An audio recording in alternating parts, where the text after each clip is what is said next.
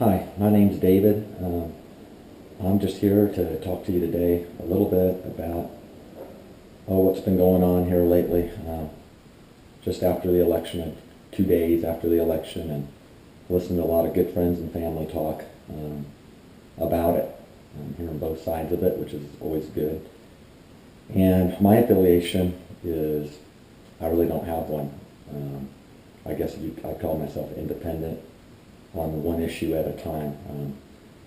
Sometimes I guess I could say, lean towards the Republican side, sometimes Democratic side. It totally depends on the situation. So hopefully consider me kind of a neutral person, trying to really honestly look at both sides.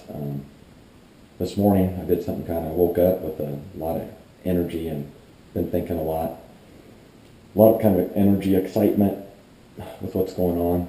Very concerned. I have 2 children. My wife and I own 2 businesses, a bed and breakfast and a tennis center. I did graduate from college. My dad served 30 years in the Air Force. I retired a full colonel, so I've seen that side of everything as well. So, and I've traveled pretty much all over the place, and I've been a lot of places around the world and the country, and feel like I have a pretty open mind to a lot of what I've seen. So anyways, I'm going to try to get on here. So I got up and I read the Constitution this morning. I like to read it. I get it out once in a while. I like to read a Founding Fathers quotes especially. I think that's always really interesting. I've learned not to listen to mainstream media very much. I do like to listen to just to see what they're up to sometimes. But I think it's real important to do your own research. The internet is amazing now. It's probably the greatest tool the people have to take charge of your own lives. If you let somebody else stand and talk and tell you how it is, whether it's one person, whether it's nothing wrong with having a guru, but I think it's real important to listen to yourself honestly, be still, think about things, research things, and usually the truth will come to you if you really ask for it. So anyways, I was thinking, what is the deal here? I'm hearing a lot of passion on both sides, and honestly, sometimes I kind of get both sides, and I'm like, but it doesn't get anywhere. What's going on here? And I'm like, what's the root? Where is this all? It didn't just happen today. It didn't happen during Obama. It didn't happen during Bush. We can all argue about who was worse. Yeah, I definitely know. I'm going to get to money here in a second. Yes, it's gotten worse. But I think it's been handed off also. There's been a little bit of a plan that's not necessarily in our best interest, the people, whether you're rich or poor. Okay? It doesn't matter, because when it comes down to the truth of the matter is, I start thinking, why is it so tough right now?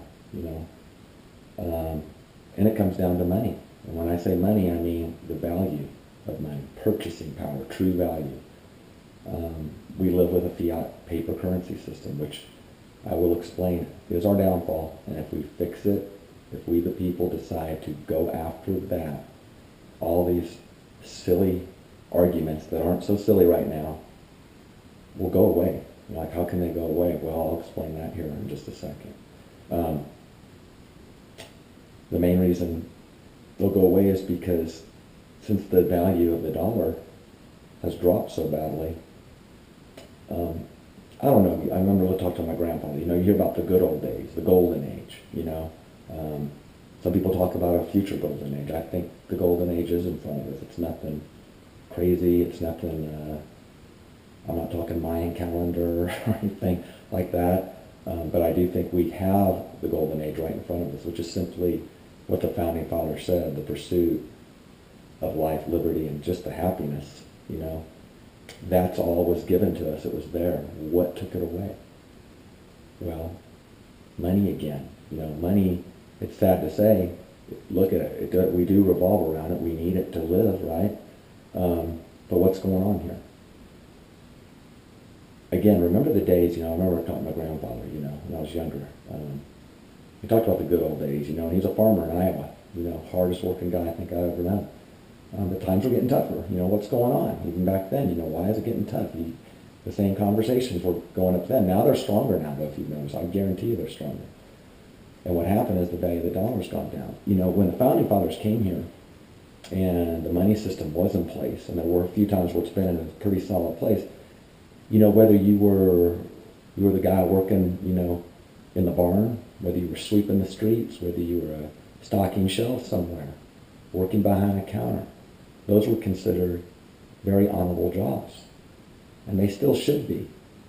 But what's happened now, those same jobs,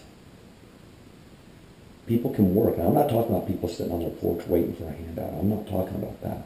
I'm talking about people that need handouts, but they have those same jobs back in the day that you didn't need a handout. You weren't even close to needing a handout. You know, you could be a used furniture salesman. And you know what? You could have a wife, you could have a dog, a couple of kids, you could have shelter, no problem, no worries about food. Paying the bills was no big deal. Vacations were fun, communities were tight. So those same jobs today, though, now you need government assistance. You need a handout. Yeah, if that was me, I wouldn't feel too good about myself. And that makes me really sad, because those people are doing jobs that we all need them to do. And we should look at them with integrity and thankfulness. You know, I went to Toot and Totem the other day, get some coffee. I'm going to start a coffee blog too. But anyways, there's 7 or 8 people. This gal was working the counter. Unbelievable. I couldn't do it. I make good money. I don't think I could do her job. 4 or 5 people at the gas pump, people turning in lottery tickets. She was cranking it out. I'm just going to use this example because I know it's out there. I know people. But let's say she's a single mom or even married. Her husband's working hard too, same similar job. They've had a kid. You know, I guarantee are getting handouts. Okay? Now, do we consider them bad for society? This is now leaning more toward the Democratic side here for a moment, even though I probably lean more to the Republican side. No. They are very valuable, but they do need handouts. Why? Because the value of the dollar has dropped. Okay, they wouldn't have needed it before. We wouldn't have looked at them like, man, you know, you're a loser, you need money, what's wrong with you? Go get an education, whatever. Hey, I'm all for education. If you're a doctor, a lawyer, successful business, and you can build a bigger house and drive a little bit nicer cars, take better vacations, good for you. You definitely deserve it. And thank you for creating jobs. I mean, I've created jobs, my wife has. We've had to cut back on them already. We're not doing anything different. We're working just as hard. I'd consider us middle class to maybe even a little bit upper middle class, okay? But why are we feeling the tightness now? Why is it hitting us now? You know, why? We're working harder than ever. Things are changing. And it's the value of the dollar. It's Republican Democrats not doing their jobs. You can be an Obama fan, you can be a Bush fan, you can be a Clinton fan, you can be any of those guys you want. We didn't hold them accountable to one entity, and that was the Federal Reserve. A lot of people hear this Federal Reserve thing and they shake their, they don't want to hear it. Well, guess what? Fix it. And you fix everything. The value of the dollar has only dropped because we allowed that fox in the henhouse. Our founding fathers warned us of it. We have a few congressmen and senators, a few of them, that talk now. They're labeled crazies. Yeah, mainstream media, you betcha. Who owns you guys? The people that are scared of them, the people that don't want sound money.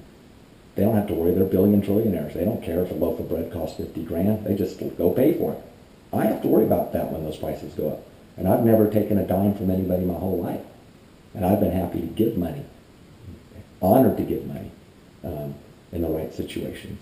But you know what? It's sad to have to give money when you shouldn't have to. When people work hard and they deserve to have enough money to have all the things in life that our founding fathers provided us and put it in our hands, exactly what we needed. What have we done? We've all fallen asleep at the wheel, myself included. We wake up today angry about everything. Well, good. I'm actually have hope. Talk about hope. I've got it now because there's people mad and angry. What makes me sad is they're fighting each other. And you know what? The big boys are up there at the top. And I'm not talking to politicians necessarily. I'm talking the global elite bankers who own the Federal Reserve. And people, the Federal Reserve is not federal, has nothing to do with the United States. I'll read a few quotes here in a minute. I'll let you do your own research. Research the Federal Reserve and what it really is, please. It's not federal. It's 12 privately held banks. Yes. Look it up. You'll find it. Anywhere you want. Just Google it. That should scare you. Mostly European. They control the United States of America and the world currency. Reserve. Let's look at the word federal. So it's not federal. It has nothing to do with anything in the United States government. 0%. It's a privately owned banks, okay? Period. Okay. Second, reserves. We're almost at 17 trillion. So if that's our reserve, good job. Appreciate it. And there you go, my point. The value of the dollar has dropped. We the people have allowed our government to back the Federal Reserve, print this money out of thin air. Inflation, I don't know about you, but I go to the grocery store all the time. My wife and I have a bed and breakfast. She goes all the time. We're not getting as much as we used to. I don't care what either side says. Both sides always exaggerate. Whoever's in office, oh, it's not that bad. Go do some shopping, okay? You all know everyone on both sides right now. Here's what I'm saying, okay? So anyways, the Federal Reserve is the root. We, the people, have got to stand up and stop this. If we band together and actually go after this and start demanding what is going on here. Why do you think they're so scared of audit the Fed? Why? Yeah, you're going to be pretty mad when you find out all this money that we printed that we thought was going to help us went overseas to a lot of different people and a lot of different businesses and corporations. I'm not even going to get into who made all the money on that. But Republicans, wait till you find out. Go do some digging. Democrats, go do some digging. These people that you think are for you, they're not for you. They're just like wrestlers where you sit there and think they're fighting each other, and then after the match is over, they're back having a beer. These guys know exactly what they're doing. It's all smoke and mirrors. We're supposed to sit there and think they have us in their best interest. I don't think so. That's not the way it is. So anyways, I'm almost done here. Back to the Federal Reserve. A couple quotes here I'm going to give you.